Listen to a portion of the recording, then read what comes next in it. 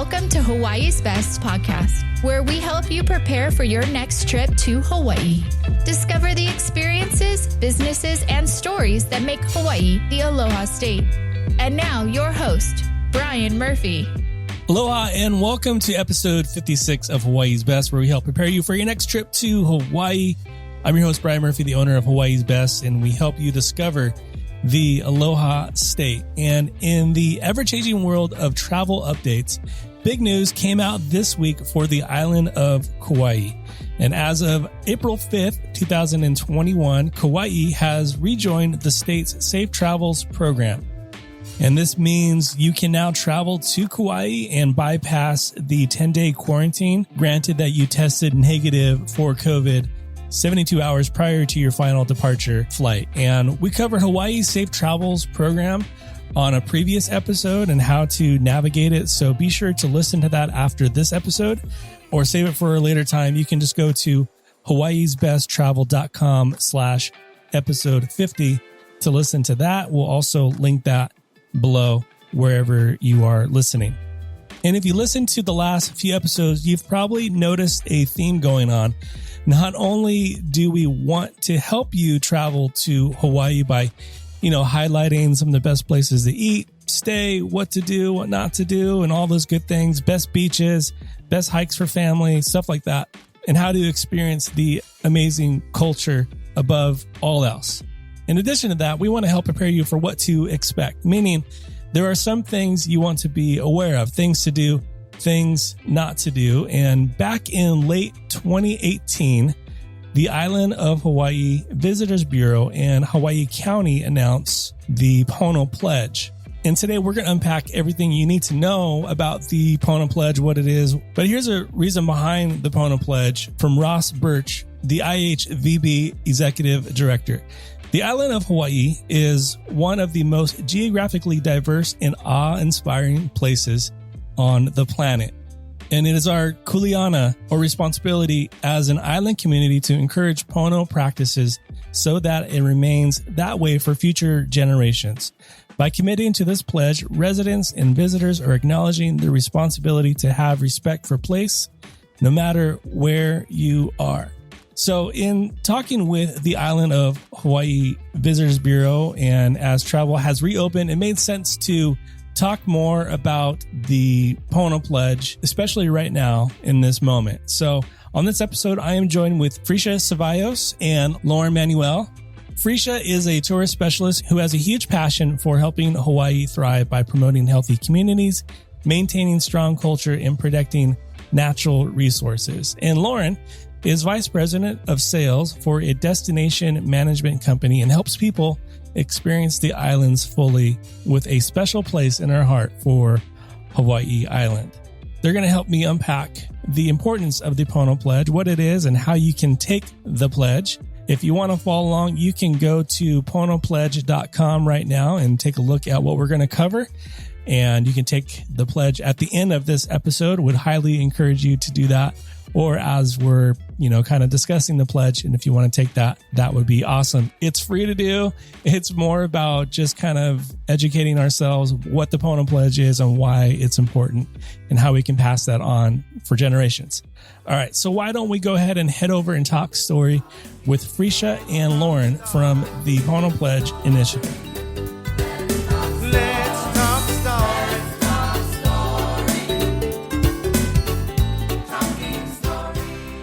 Lauren and Frecia, thank you so much for coming on Hawaii's Best today. How are you both doing? Lauren, we'll start with you. Awesome. Thank you so much for having us, Brian. Absolutely. Frecia, tell us a little bit about your role, who you are, and as we get into this conversation about the Pono Pledge, but I'd love to hear a little bit more about who you are and what you're all about. Aloha. Thanks, Brian, for having me on this podcast. My name is Frecia Ceballos. I'm the tourism specialist in the County of Hawaii.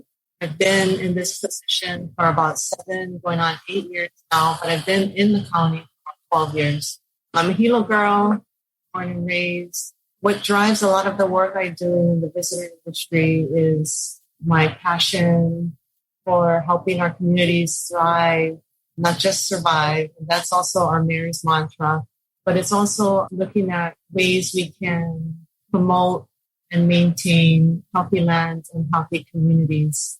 And so my passion is to really be there for our people and strengthen our culture and preserve our natural resources. I love that. Thank you. Thank you so much. Lauren, what about you? So I am Vice President of Sales for De Silva Meeting Consultants. We are a local destination management company. And I've been with De Silva for a little over 5 years now. Started at the Mauna Lani, and I was there for almost a decade before switching over. It's really exciting to be able to still support the island and the hospitality industry, but not just focus on one place or one hotel. I get to work with everybody on island, and that includes all of the activity partners and the community when we do community service. Awesome. Thank you both so much. And I know there's a lot of excitement with travel to Hawaii being reopened, through the state's Safe Travels program. And that seems to be and have been going pretty well. From your perspective, you talked a little bit about, a lot of people's first impression of Hawaii for the first time would be the island of Maui and Oahu. Hawai'i Island is a very special place. And I think maybe just give us a little overview of what makes Hawai'i Island so special and unique. I feel like all the islands are so unique and special in their own way. Yeah. And when you look at Hawai'i Island, you're able to visit so many of the different climates of the world in one day. You could be on a hot, sunny beach and turn around and you see Mauna Kea with snow on it. Yeah. And, you can drive 45 minutes and be chilly and, looking at all the horse pastures and ranch land here on the island. And it's green and it's misty and it's cool. So, and then you can drive down and walk around in black lava rock and see petroglyphs. So, so many unique things here on this island. Yeah, that's incredible. I was having lunch recently with one of my friends in Waikiki, Kaneoloa, and native Hawaiian. And when he was visiting Mauna Kea, he talked about exactly what you said. Like he was at the beach, he was, at Mauna Kea, and he witnessed all lava flow all in the same day. And that is pretty unique and probably the only spot in the entire world you can do that in all these climates. So very special. So travel to Hawai'i Island is definitely open, but I know each of the counties has, and Kauai is going to be rejoining the Safe Travels program here in April, whenever you're listening to this. Hawai'i Island, what are the current restrictions and what should someone know if they are traveling to the island? I have the mayor's most recent proclamation in front of me, if that's perfect. helpful. So we're following the 18th emergency proclamation for all persons traveling to Hawai'i Island. And this is under the state of Hawaii's mandatory 10-day self-quarantine unless an exemption or modification applies. So for example, pre-testing, if the traveler has a negative result, they will be exempt to the mandatory self-quarantine requirement, but they must upload their negative test result onto the state's Safe Travels program. And this pre-test should be conducted by a trusted testing partner, which is on the Safe Travels website. That's perfect. And we'll link all that below wherever you're listening to this. Go back and check out all those links.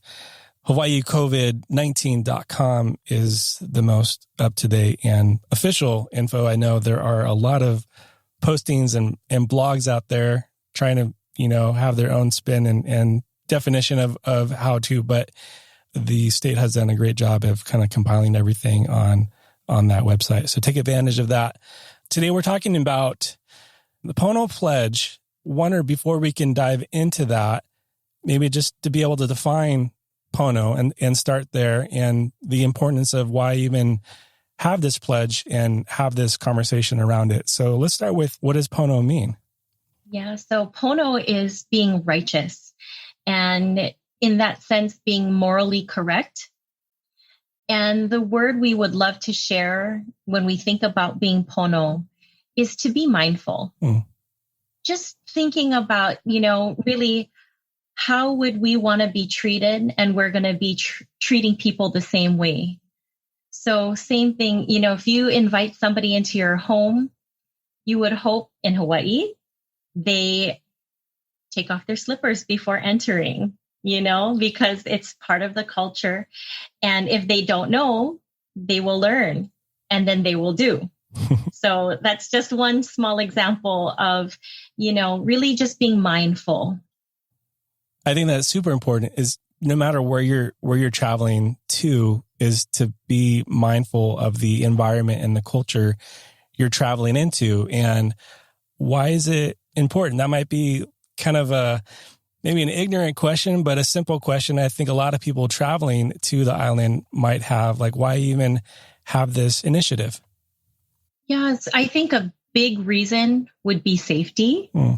We want anybody visiting and who live on this island to all be mindful of everything around you, including land and sea. So when we're thinking about things, people might not be used to the fact that during the wintertime, sometimes we have swells. And if they're turning their back to the ocean, there could potentially be a wave that comes up behind them and hits them down.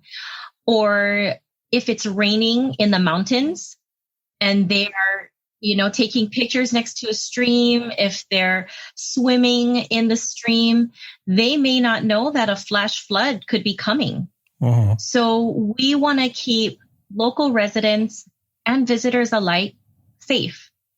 What about with travel just being reopened? What type of impact? I mean, you kind of have like this reset right now that hopefully we don't ever have again. But, right now there was obviously a hard stop to travel to Hawaii, and now it's been reopened. Putting this Pono pledge in front of travelers is super important. But as reopen has been happening for the last few months, how has that been going from your perspective? And what are some things, if someone's traveling to the islands, to just kind of be aware of? Maybe some of the good things that have happened with the reopening, but some of the learning moments for people to be aware of. So I'm so excited to know that there is this pent-up demand that Right. So many people are just so excited to travel again. And Hawaii might have been on their bucket list of places to visit one day.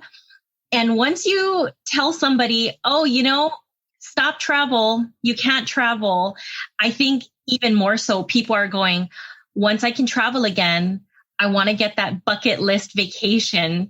So, in the last year, I think a lot of people were dreaming about what can I do when I can travel again. And so many people are going on social media.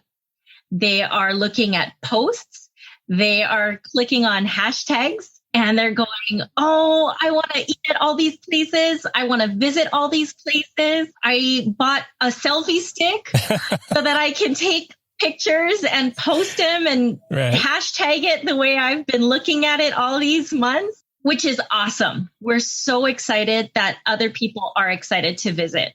On that same note, there might be things on social media that in their head, it sounds like a great idea. It looks like a great idea. It's a beautiful Instagram-worthy picture. Right. Now, what we want to do with the Pono Pledge is make sure that they're being very mindful of being safe, of making sure that they're not trespassing on any private property to get to these places, not to go right next to a cliff, even though it's so beautiful behind them, because one step back could mean they fall. So all of these things we want people to experience, but we also want them to be safe while doing it. Because the moment that they get hurt, then our first responders have to go out there and save them when we really didn't need to do that in the first place if they were just more aware and mindful. Yeah, that's well said. I think people, when traveling to Hawaii, one of the things that just has to be experienced is how much love for the land people of Hawaii have. That's something you don't see in many places across the world. So you're traveling into a place that is incredible. It's beautiful. All the climates you described earlier. Plus, people who call Hawai'i Island home love the land, Aina, so much. It's sacred. And for someone to come into as a guest to be mindful of that is super important. And, we're going to talk through the Pono Pledge, and it's not like this list of don'ts and thou shall nots. It's really to experience Hawaii to its full. And there's something about experiencing Hawaii. If you haven't, you're listening right now, you haven't been yet, there's something about experiencing this place that Hawaii, it becomes a part of you. It's hard to describe. Like you leave and you feel this hole. The next time you travel, you feel this ownership. You feel this ownership to want to take care of this place for you, thinking about your children, your grandchildren, for future generations.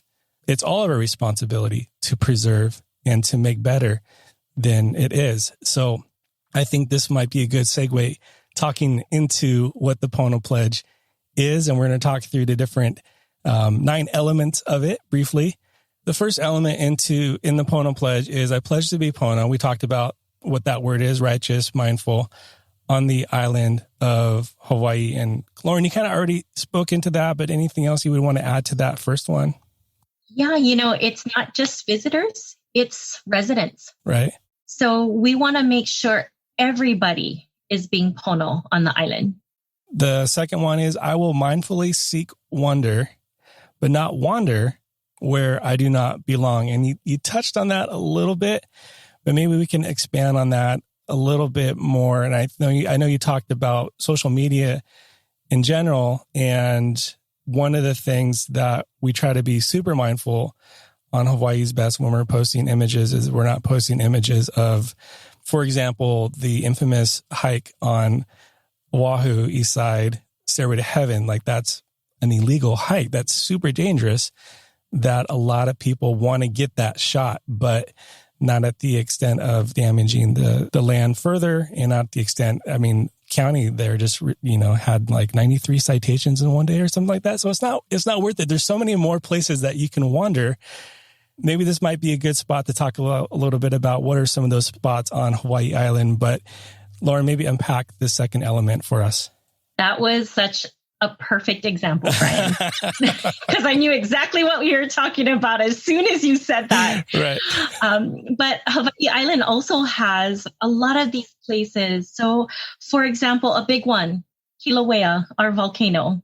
There are places that are specified as safe for you to be able to view and take pictures there. But the moment you start walking around those, barriers, and you're like, I'm just going to get a little bit closer to the edge. I'm going to just right here by the caldera, you don't want to fall in lava.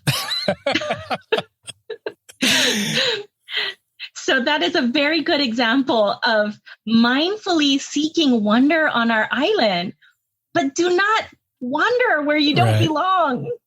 That's the quote of the day. You don't want to fall in lava. No. Yeah, well said. You don't want to wander into lava, fall into lava. The word kapu, you might see that around. Briefly describe, if you see that posted, what does that mean?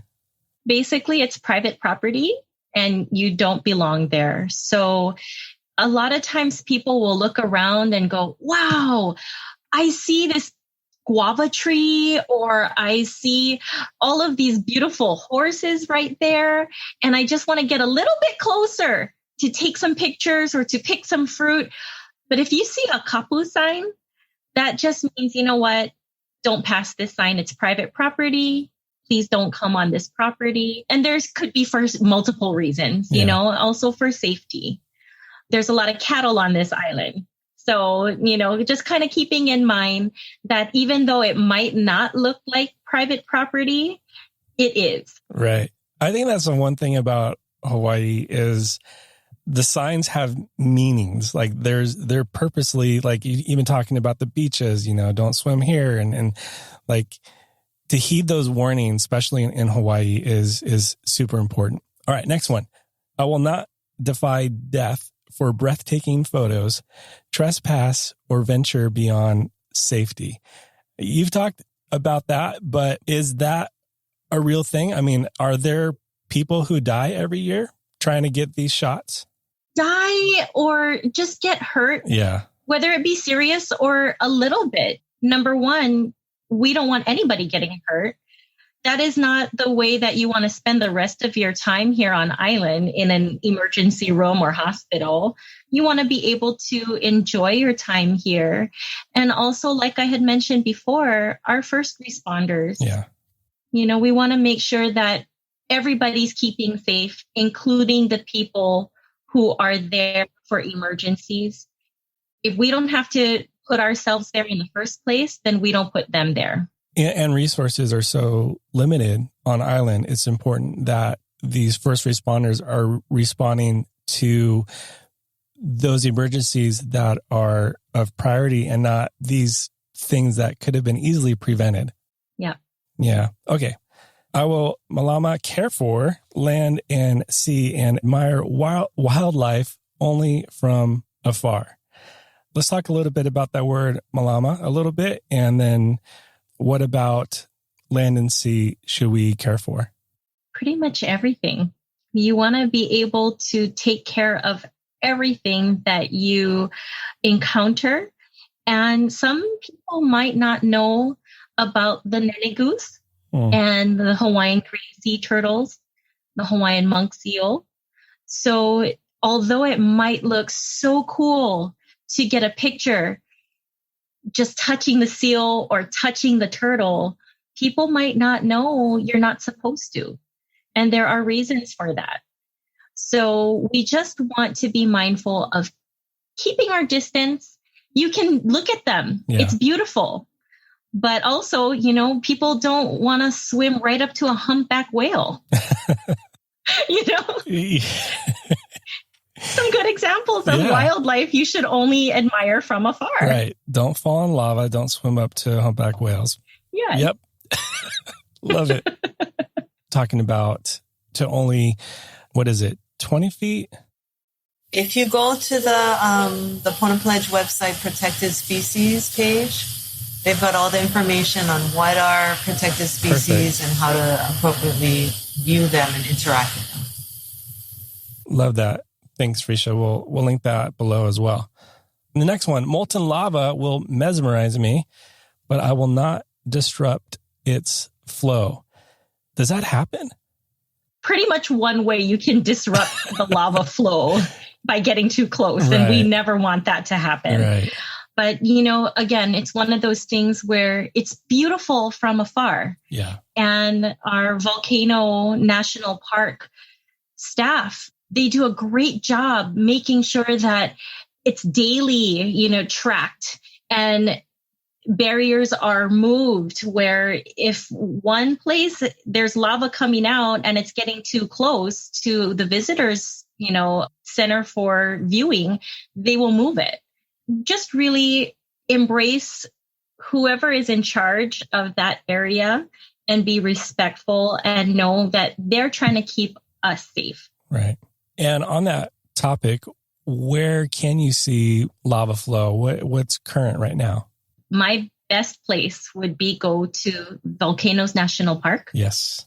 And they have so many rangers there who know, okay, so today the best viewpoint is right here. Here's a map. You can drive there. You can hike here. And they will tell you based on the day and the wind where the best viewpoints are. Yeah. Yeah, that's incredible. I think a lot of people don't realize how much it changes like that. So yeah, definitely go to visitor center, seek out the ranger, ask questions, and do your research, and we'll link that in the notes as well. Next one. I will not take what is not mine, leaving lava rocks and sand as originally found. Like, why can't I take a lava rock or some sand, stinking in my pocket on the way back?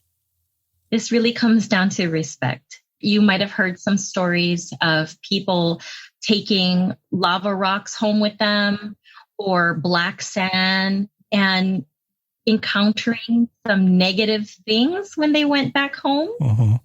And it could be Madame Pele not happy that they took something from the island that wasn't theirs.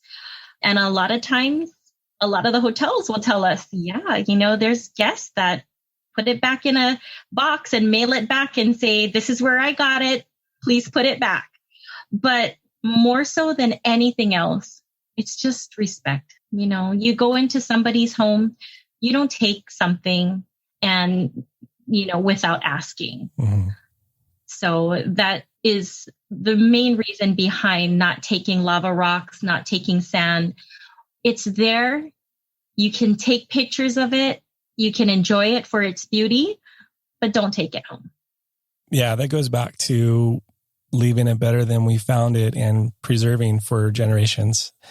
Yeah, I've heard stories of people sending lava rock back, addressed Madame Pele, and stacking up at the post office, and so it's a real thing. Okay, so next one, I will heed ocean conditions, never turning my back to the Pacific. Lauren, talk a little bit about why heeding ocean conditions is important. The swell can pick up, and although something might look so beautiful and the waves crashing on the beach look so inviting, mm-hmm. if you are not used to, and you could even be the strongest swimmer, the ocean is stronger.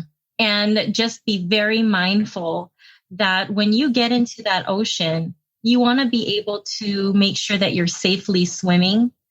And especially if you're turning your back to the ocean, you can't see what's behind you. You can't see that wave that's coming up. And the moment it knocks you down and sucks you in, you can't fight back against the water. So to really understand, okay, if this were to happen, don't fight the water. Just, be safe in there and know that if help is needed, don't panic, mm-hmm. but not turning your back to the Pacific in the first place is the safest. Yeah, 100%. And I think we've all seen those videos of people who have done that and they get face planted, and inside of us kind of laughs a little bit. Oh, like I don't want to be that person. But the reality is it does happen. To be super cognizant of it, because not only could you get face planted, you can get ripped right out because of the current rip conditions or whatever. And you find yourself a mile out super quick. And, I would encourage you to, follow any of the local lifeguard accounts on social media, and you'll be surprised at how many rescues are done per day. And I think that also is a great way just to kind of self-educate the importance of heating ocean conditions. So thanks, Lauren. And look out for those signs. Yeah. If there's a sign posted saying don't go in the water, don't go in the water. When rain falls, Malka, or inland, I will remain high above ground, out of rivers and streams. Unpack that a little bit. Yeah, Brian, this is one that people might not know of. So if you go on like a waterfall hike, I always recommend go with a guide, go with a company that is going to be able to ensure your safety. Because if it's a day where it's raining in the mountains, people might not know that rain in the mountains means streams are going to be flooded sometimes. It's always nice to get the text updates for flash flooding in the area. So I think locals and visitors alike should sign up to get those county updates. And it'll tell you, okay, there's a flash flood in this area. And that means you can still go on your hike. but just don't get in the water. Gotcha. It might look really good and nice and cool to take a dip in, but flash flooding can happen so fast. Yeah. And what areas on Hawai'i Island should you be aware of a little bit more, where flash flooding is a little bit more or frequent? Definitely the east side of the island. Mm-hmm. And I see Frecia, yes. Her side of the island gets a lot of flash flooding, and up north as well. There's some waterfalls up on the north side of the island where they get a lot of rain, but definitely east side. Got it. Next one. I will embrace the island's aloha spirit as it embraces me. Maybe unpack a little bit about that. I know a lot of us have heard the word aloha, but it's a word that has so many layers and depth to it. What does I will embrace the island's aloha spirit mean?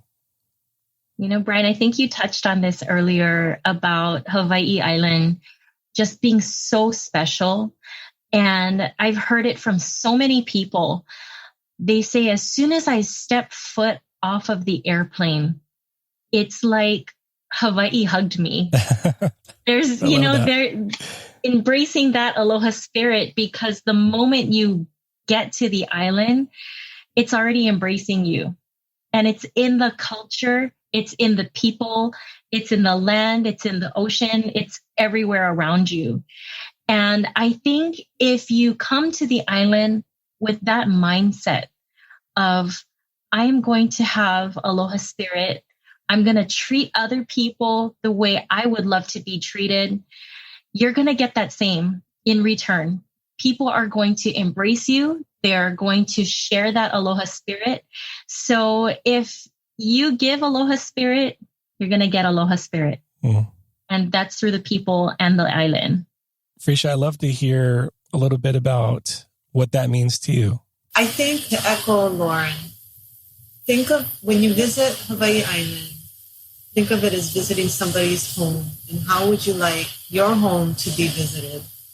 Our people are naturally hosts, right? And we're hospitable. It's a part of who we are. It's part of our culture. And so we want to welcome visitors. And we want to teach visitors about us and about our place. That's all rooted in aloha spirit. And so we are very welcoming and very excited to welcome, as long as it's done in the right way. And as Lauren had said throughout this podcast, respectfully, there will be an automatic and very natural exchange of aloha between residents and visitors. Yeah, I totally agree. You get just the love and hospitality of Hawaii and the people.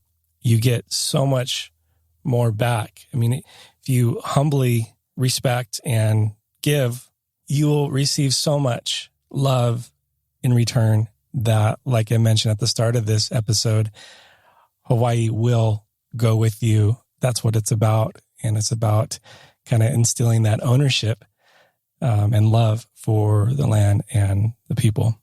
Lave ika ma'alea I ku ono ono. Take wisdom and make it deep. Mm.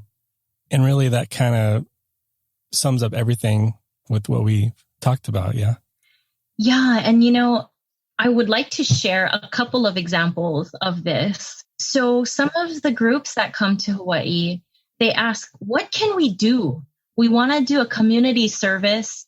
And, you know, we've gone to other destinations. We've built bikes. We put together toiletries in a bag, you know, for kids. But what can we do that's unique to Hawaii where we're going to leave a positive footprint? Mm-hmm. So this is a very good way to also share part of the culture and for them to leave something positive behind. So taking them to a kalo patch and learning about how the taro or the kalo is so important to Hawaiians and about the history of the plant. Kalo is life. So to be able to go to a kalo patch and learn about how it's grown, how to clean the patch, how to replant the plant, and learn about poi, and learn how to even pound poi. They get dirty and they get to be part of the land, part of the Aina, and to be able to leave something better than when you found it. And that to, being a taro patch. And a lot of the taro patches, they're either family run and they also try to teach the keiki. Mm-hmm. And that is huge because the keiki are the future. And to be able to kind of be a part of all of that, I think that's one great way for people to give back and learning about maybe invasive species. And even when they're going on a waterfall hike, to help take out those invasive species. And if everybody that went on a hike took out 10 plants, that's that many less invasive plants that are there. So you don't have to designate a time to do this, and it doesn't have to be a whole day. It could be part of your adventure while you're on the island. Part of our Pono Pledge cohort is starting with our hospitality partners and making sure that everybody is embracing the Pono Pledge in the hospitality industry, because those are the people that are going to be touching all of our guests on the island. And also getting into the community, we want to share this with businesses, nonprofits, and especially the keiki, our children. So we want our kids to be taking the Pono Pledge. And so if we kind of roll this out and everybody's taking the Pono Pledge, everybody's embracing it. And then when our visitors come, we will share that with them as well. Awesome. I love to just kind of wrap our conversation a bit with what's like one must do on Hawai'i Island for you. We'll start with Frecia. We already mentioned it, but the Hawaii Volcanoes National Park for sure. Definitely. Lauren, what about you? Of course, I wanted to say the same thing. Yeah. Because it's so unique to the island. But anything where you are embracing Hawaii's culture. And that could mean, going on a hike with a guide that's going to teach you about some of the history of Hawaii and take you around the island to see the petroglyphs that our community has done such a great job preserving our culture so that those that are coming can learn about how the Hawaiians traveled, seeing the petroglyphs that they left behind, going to the city of refuge and learning about the history of that, and then visiting Kuli'e Palace, where it's like a museum now. So anything cultural would be something that I would say, do something cultural where you're going to learn about the history, because I think by learning a little bit about Hawaii, it's going to create a lasting memory for them to take home. And that in itself is priceless. Yeah, that's beautiful. Awesome. Well, Lauren and Frecia, thank you so much for coming on Hawaii's Best today. I appreciate both of you, what you're doing, and we'll link all this, and we're going to be blasting the Pono Pledge as well and getting everybody to take it and just to be aware and putting this in front of travelers and locals alike. So thank you so much. Mahalo, Brian. Malama Pono. Thank you. Well, a big mahalo and thank you to Frecia and Lauren and everyone else at the Mayor's Office in Island of Hawaii's Visitors Bureau. If you took the Pono Pledge, thank you so much. Let me know. I'd love to give you a shout out on our social channels.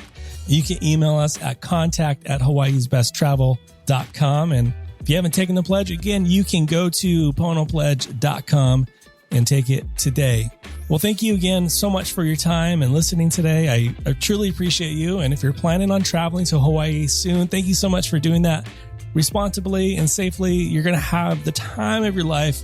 I can't wait for you to experience Hawaii for the first time or maybe again. So ahui ho, until we meet again, be well. Aloha. Thanks for listening to Hawaii's Best podcast. To stay up to date on future episodes, be sure to subscribe. For more information to help you plan your next trip to Hawaii, visit hawaiisbesttravel.com.